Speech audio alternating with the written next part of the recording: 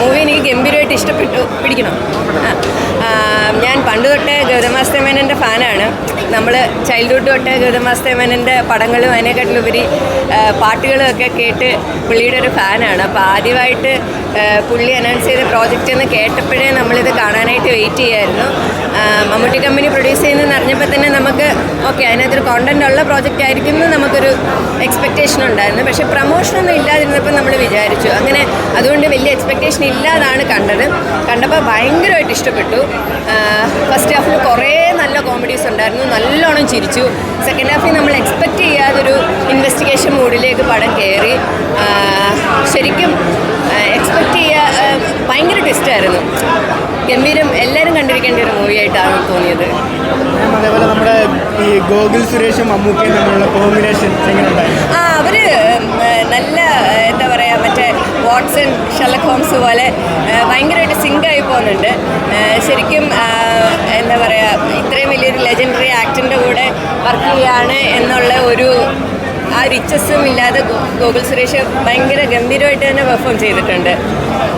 Dominic എന്ന് പറയുന്ന ഈ ഒരു ചിത്രം ഗൗതമാസ്തേ മേനോൻ്റെ മലയാളത്തിലെ അരങ്ങേറ്റം തീർച്ചയായിട്ടും ഒരു ഇൻവെസ്റ്റിഗേഷൻ സ്റ്റോറി, ഒരു കോമഡിയുടെ പശ്ചാത്തലത്തിൽ നമ്മൾ ഫാമിലിയായിട്ട് കാണാൻ പറ്റുന്ന രീതിയിൽ സിമ്പിളാക്കി അദ്ദേഹം സംവിധാനം ചെയ്തിട്ടുണ്ട്. മഹാനടൻ മമ്മൂക്കയും അതേപോലെ തന്നെ നമ്മുടെ ഗോകുൽ സുരേഷും നായികയായിട്ട് ചെയ്ത കഥാപാത്രം എല്ലാവരും ഒന്നിനൊന്നും മെച്ചം തന്നെയായിരുന്നു. തീർച്ചയായിട്ടും ഫാമിലിയുമൊത്ത് കാണാൻ പറ്റിയ നല്ലൊരു ചിത്രം തന്നെയാണ് ഡൊമിനിക്. നല്ലൊരു എൻ്റർടൈൻമെൻറ്റ് തന്നെയാണ്. ഓഡിയൻസ് പറയണം ഇത് നല്ലതാണോ മോശമാണെന്നുള്ളത്. പല ആളുകൾക്കും പല ടേസ്റ്റാണ്. എൻ്റെ തുടക്കം മുതൽ പറയുന്നൊരു കേസാണ്. പല ആളുകൾക്കും പല ടേസ്റ്റാണ്. എനിക്കിഷ്ടപ്പെട്ട പോലെ വേറെ ആൾക്ക് ഇഷ്ടപ്പെടുക.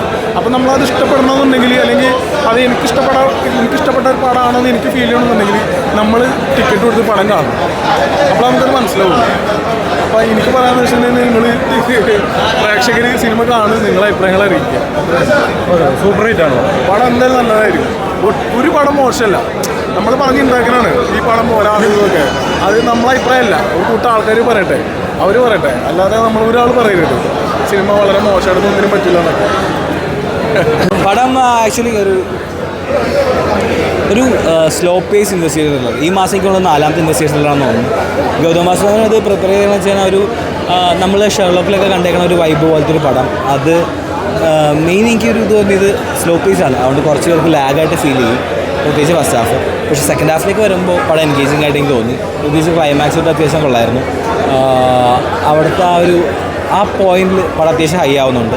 ഗോകുൽ സുരേഷും നമ്മുടെ ഈ പറഞ്ഞ പോലെ മമ്മൂട്ടി നമ്മളൊരു രസം ഉണ്ടായിരുന്നു. ആ ഒരു കോമ്പിനേഷൻ, പഴയകാല മൂവി റെഫറൻസിലെ ഡയലോഗ്സ്, തമാശ, അതൊക്കെ അത്യാവശ്യം വർക്കൗട്ടായിട്ടുണ്ട്. ഓവറോൾ നോക്കുവാണെങ്കിൽ ഒരു സ്ലോ പേസ് ഇൻവെസ്റ്റിഗേഷൻ ത്രില്ലറാണ്. വൺ ടൈം വാച്ചബിളാണ് എനിക്ക് ഫീൽ ചെയ്തത്. ഗൗതമാസ്തേൻ്റെ ആ ഒരു എന്താ പറയുക, ഒരു സ്ലോ ടൈപ്പ് മേക്കിംഗ് ആണ്.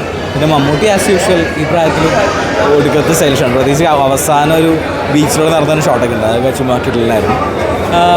ക്ലൈമാക്സ് വേർത്തി ആയതുകൊണ്ട് തന്നെ എനിക്ക് മൂവി ഓക്കെ ആയിട്ട് ഫീൽ ചെയ്തു. So it's A okay movie for me.